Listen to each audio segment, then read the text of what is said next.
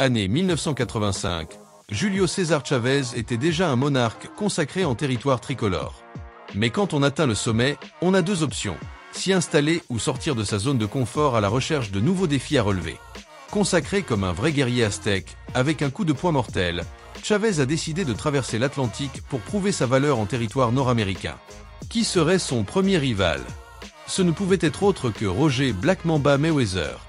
Bienvenue, dans la vidéo d'aujourd'hui, je vais te faire revivre l'une des nuits les plus étonnantes de l'histoire dorée de la boxe, quand deux véritables titans ont fait le crossover le plus inattendu de tous les temps, mais l'un des plus impactants. Mets-toi à l'aise, car notre voyage est sur le point de commencer. Roger Mayweather a débuté dans la boxe professionnelle en 1981. Au cours de sa carrière, il a remporté le titre de poids léger de la USBA et les titres de poids superplume de l'Association mondiale de boxe et de la USBA pendant de courtes périodes. Pourtant, son évolution sur le ring honorable en a fait l'un des rivaux les plus redoutés de son époque. Au moment où le destin l'a conduit à affronter le César de la boxe, il est entré dans le combat en tant que prétendant numéro 1 du Conseil mondial de boxe pour le titre de poids superplume de Chavez. Tout semblait indiquer que le monarque tricolore était en grave danger. La nuit du 7 juillet, sur le ring du Riviera à Las Vegas, Chavez devait prouver son honneur en défendant son titre avec succès contre un malfaiteur qui menaçait de le lui voler en quelques secondes. Comme si la pression n'était pas déjà suffisante, il s'agissait de la première apparition de Chavez sur une chaîne américaine. Il était le nouveau de la classe, mais de la classe élite. En tant que favori local à Las Vegas, Mayweather a reçu une forte ovation lors de sa présentation. On voyait qu'il était le cheval de tous les présents. Chavez n'a pas eu la même chance. En entrant en territoire ennemi, le monarque tricolore a été froidement accueilli par quelques sifflets. Dès le premier instant, la bataille psychologique pour ne pas perdre le focus et montrer de quoi était fait un vrai guerrier aztèque a commencé. Chavez a été annoncé avec un impressionnant record de 44 victoires, dont 38 par knockout, mais il ne semblait toujours pas digne de respect de ce côté du mur. Au son de la cloche d'ouverture du combat, il allait réclamer ce qui lui revenait de droit. Dans le premier round, pour commencer, Mayweather a travaillé avec le JAB, c'était sa spécialité.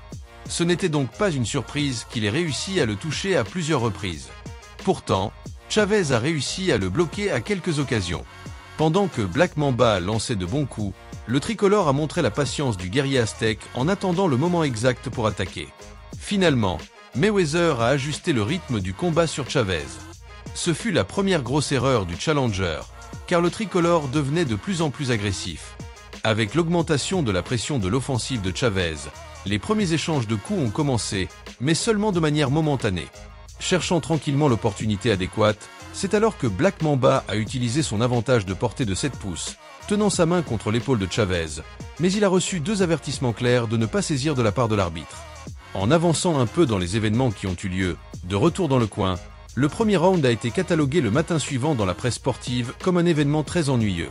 Probablement à cause de ses tentatives continues de blesser Chavez, il a été noté en faveur de Mayweather par tous les juges.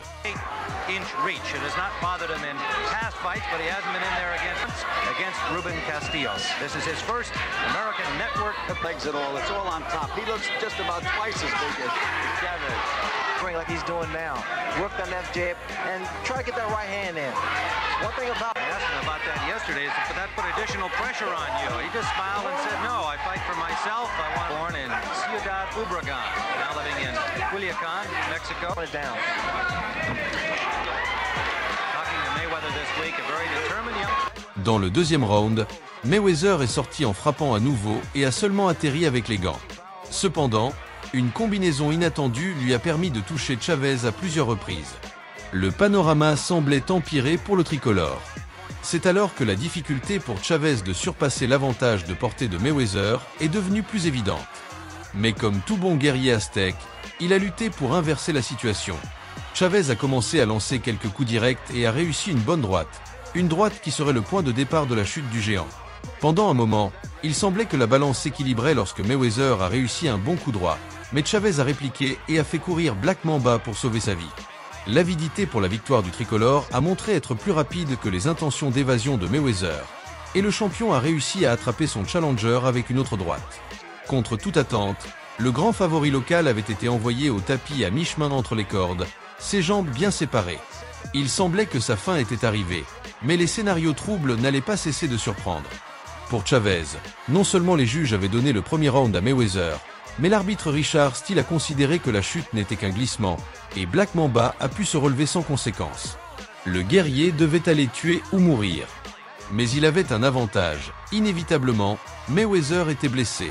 On dit bien qu'il n'y a rien de plus dangereux qu'un animal blessé, mais heureusement, Mayweather était un simple mortel. Il s'est accroché à Chavez, qui l'a frappé et ensuite envoyé au tapis une fois de plus. Seulement quelques secondes s'étaient écoulées depuis sa première chute. Cependant, avec l'évidence de la scène, Steele n'a eu d'autre choix que de commencer le compte de sécurité. Black Mamba a réussi à se relever au compte de 4, mais a pris le compte obligatoire de 8. Une fois le combat repris, Chavez s'est jeté sur lui, le frappant sans pitié. Il ne voulait pas laisser de fins ouvertes. Lorsque Mayweather n'a pas pu le saisir, il est retombé au tapis. Le favori local de Las Vegas ne montrait rien de plus que de la honte.